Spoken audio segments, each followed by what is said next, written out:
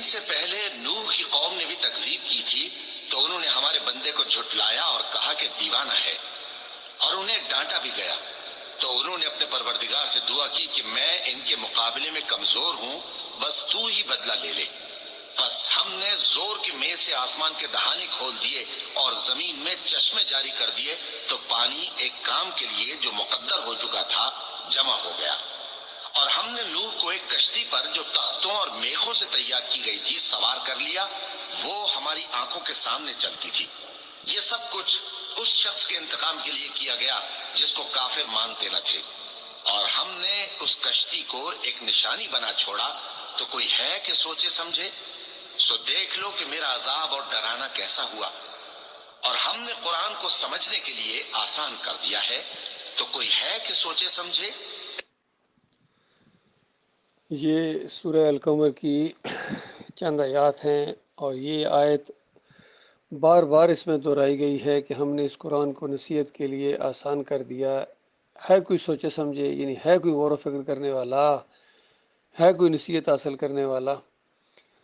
اندازہ لگائیں، یہ 1 منٹ کا ترجمہ ہے، اور اللہ کی کتاب یہ معجزہ ہے، یہ عقل کو عاجز کر دینے والی چیز ہے کہ 1 منٹ کے اندر 950 سال کی دعوت اور اس کے بعد کے حالات بھی اللہ تعالیٰ نے اس 1 منٹ کے اندر بیان کر دیے، اور مشرکین مکہ کو بھی احساس دلایا کہ ایمان کے دشمنوں، آج جس ایمان کے جو دشمن ہیں اسی وجہ سے تو بچے تھے، تمہارے بڑے وہ نوح علیہ السلام کے ساتھ کشتی میں سوار نہ ہوتے تو آج تمہارا نام و نشان نہ ہوتا۔ اور بالکل یہی بات آج ہمارے لیے بھی ہے، ہماری قوم کے لیے بھی ہے، ساری دنیا کے انسانوں کے لیے آج جو یہاں زمین کے اوپر ہیں، کہ بے ایمانو آج مشرک بن گئے ہو، کافر بن گئے ہو، اللہ کے انکاری بن گئے ہو، ناشکرے اور غدار بن گئے ہو، اپنی چلاتے ہو، اور اللہ تعالیٰ کی بات تمہیں ناگوار ہے۔ تم بھول گئے ہو کہ تم اس کشتی میں بیٹھنے والوں کی اولاد ہو، اگر وہ ایماندار نہ ہوتے تو آج تمہارا نام و نشان نہ ہوتا، تمہارے یہ سارے رینک اور تمہاری ساری چودراہٹ اور سرداری یہ کسی کو معلوم ہی نہ ہوتی۔ تو اس انداز سے اللہ تعالیٰ نے یہ بیان بہت ہی خوبصورت انداز سے، قرآن کا ہر انداز اپنی مثال آپ ہے، اور واقعی یہ معجزہ ہے، عقل کو حیران کر دینے والا ہے۔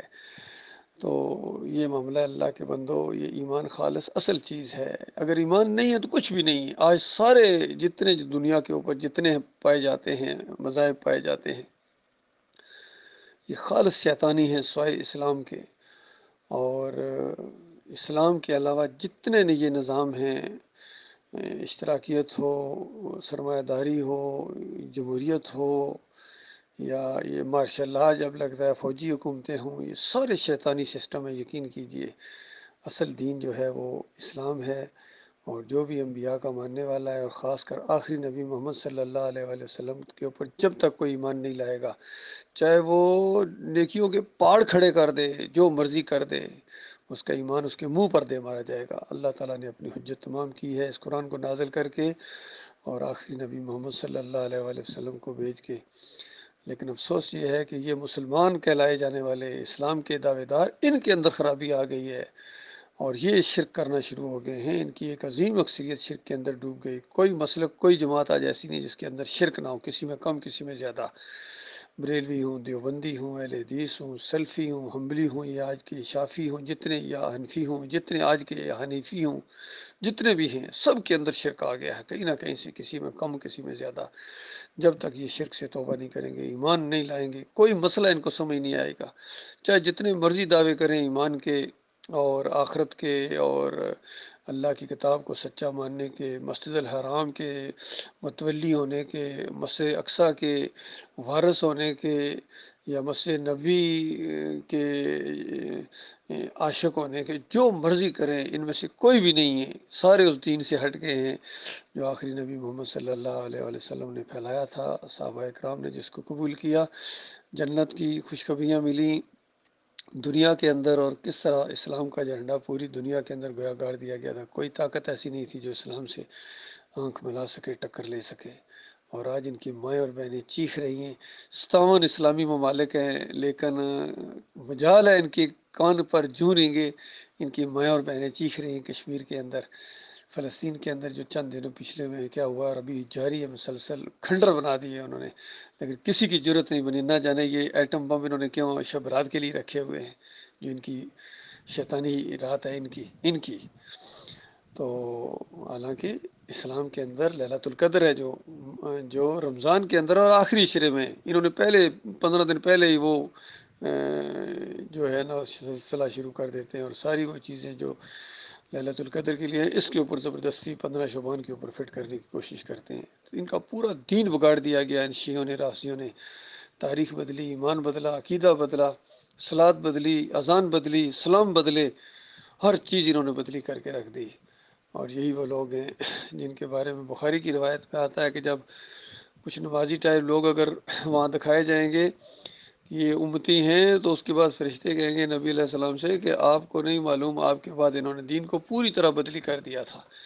اور نبی علیہ السلام کو اس طرح غصہ آئے گا، کیونکہ یہ دین اسلام، اس کو بدلی کرنا کتنا بڑا جرم، کتنا سادہ دین، کتنا صاف ستھرا اور چمکدار، دن اور رات اس کا گویا ایک جیسا ہے، اس کو بدلی کرنا یہ تو جہالت کی انتہا ہے. تو ان مسلمانوں نے اس کی دین کو بدلی کر دیا. اب جن مردے ان کے داتا ہیں، مردے سنتے ہیں، اندازہ لگائیے اس سے بڑی کیا جہالت ہو سکتی، مردے اور سنتے، اور قبروں میں کہتے ہیں زندہ ہیں، اندازہ لگاؤ. ان کی اس طرح مت مار، ان کے بیچے پھاڑ دیے گئے. اور پھر یہ عرس کرتے ہیں، میلے کرتے ہیں، چادریں چڑھاتے ہیں، یہ سب کچھ وہی کرتے ہیں جو پہلی مشرک قوم نے کی تھی، جن کو نوح علیہ السلام منع کر رہے تھے، جن کی وجہ سے ان کے اوپر اللہ کے عذاب آئے تھے. قوم نوح کے اوپر پانی کا عذاب دیا، ڈبکیاں دے دے کے مارا. اسی عقیدے میں خرابی کی وجہ سے، اسی طرح شرک کی وجہ سے ان کے اوپر میزائلوں کی بارش ہو رہی ہے، کیونکہ وہی جرم ہے ان کا، ان کے عقیدے کے اندر شرک ہے. اللہ تعالیٰ ان کو سمجھ دے اور بھائیوں کو استقامت دے جو لگے ہوئے ہیں اللہ کے فضل و کرم سے، اللہ کے بھروسے کے اوپر. اللہ کے راستے میں یہ بہت بڑا جہاد ہے، دعوتی دور. اللہ کے بندوں استقامت دکھانا میرے بھائیوں. بڑے بڑے آئے ہیں اور اس کے بعد ایسے انہوں نے ایمان سے جان چھڑائی ہے. اچھا کیا انہوں نے جان چھڑائی ہے، کیونکہ وہ آگے نہیں بڑھ سکتے. کوئی بزدل اس دین کی دعوت کو نہیں دے سکتا ہے، نہ مرد. نہ قدروں نے نہ شکروں نے دعوت اٹھی بھی تھی ایمان کی، توحید کی، اس دور کے اندر ڈاکٹر عثمانی رحمۃ اللہ علیہ کے ذریعے، اور چند لوگ، کچھ لوگ ساتھ چلے بھی ہیں، لیکن اکثریت پیچھے ہٹ جاتی ہے. کوئی منکرین حدیث کی طرف چلے جاتے ہیں، کوئی انکار تکفیر کی طرف چلے جاتے ہیں، کوئی عیسیٰ علیہ السلام کے نزول کے منکر ہو جاتے ہیں. قرآن کے مسائل ہیں، سارے بالکل سادہ مسائل ہیں، ان کا رفع کیا جانا، زندہ اٹھایا جانا. قرآن کا یہ زبردست انداز ہے، اتنی سادہ سا فہم ان لوگوں کو نہیں ہے. کل گامدی کا ایک کلپ سنا ہے، کہتا کوئی نہیں، یہ سارے افسانے ہیں. انداز اس طرح، حالانکہ کتنا اللہ تعالیٰ نے اس کو علم دیا، لیکن نافع علم نہیں ہے بلکہ غیر نافع علم ہے ان کے پاس. چاہے طارق جمیل ہوں، طاہر القادری ہوں، فضل الرحمان ہوں، سارے کے سارے، تقی عثمانی ہوں، ڈاکٹر اسرار، سارے کے سارے، اور یہ علی انجینئر ہو، سب کے سب اسی طریقے سے خالی ہیں، توحید سے اندھے ہیں.